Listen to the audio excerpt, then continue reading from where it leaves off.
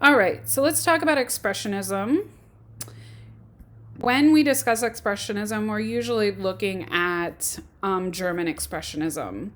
Uh, they had a name called the Bridge Group, and they also used jarring and dissonant color and a jarring and dissonant color composition. They tried very hard to communicate the bad effects of industry and urban life. So, this is one of those movements that is about the Industrial Revolution. It's a negative reaction to the Industrial Revolution. Um, there's another, there's a magazine that is introduced called the Blue Rider. We see pure abstraction come from this movement, and we see spirit through color, line, space, and form. Science was definitely an influence on how Expressionism came to be. Kirchner is probably the best known. Kirchner was also a printmaker. I know it seemed like I was kind of hanging on the last slide. He had a mental breakdown late in his career, and he joined the war effort for some time, and because he had a mental breakdown while he was there, he spent the rest of his life pretty much trying to avoid the city as much as possible after that.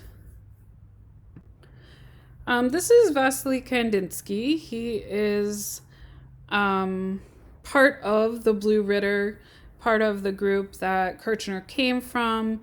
He comes to Munich in 1896, and he was very influenced by Russian lacquer paintings that portrayed folk tales. He goes to Munich, and he begins doing some work that is very expressionist. So let me tell you the difference between the abstract expressionist and expressionist. Sorry, the expressionist, their work is smaller than the abstract expressionist artists. The abstract expressionist artists tend to use large gestures to create their works of art.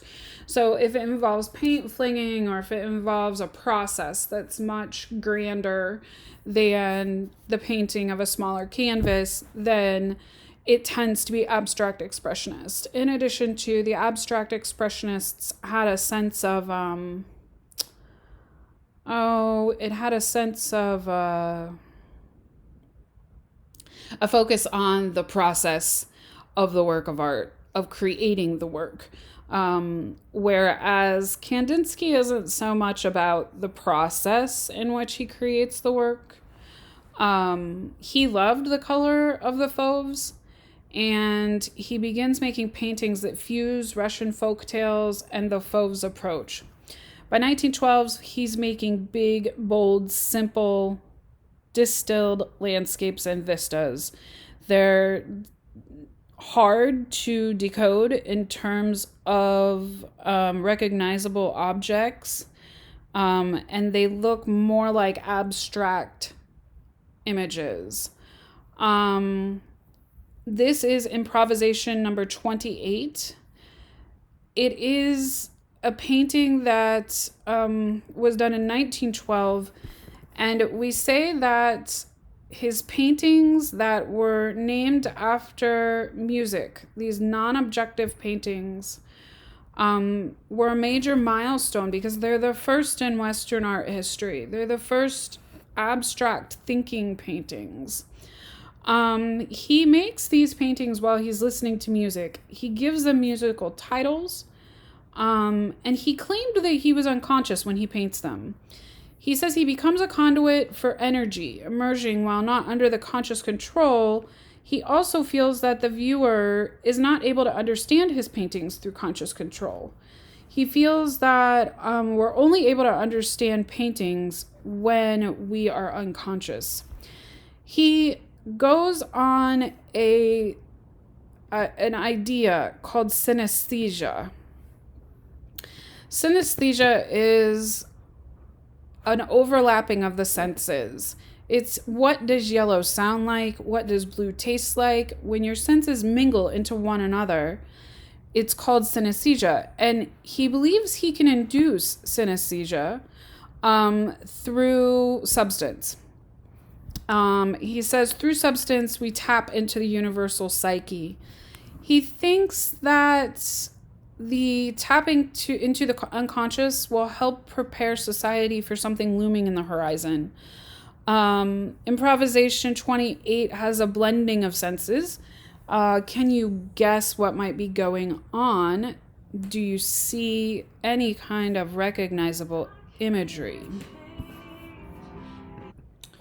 Kirchner believes that his paintings are about destruction. He thinks that the world will end soon, and he thinks that these paintings will prepare us for the world becoming a different thing. Over the years, he predicted World War I.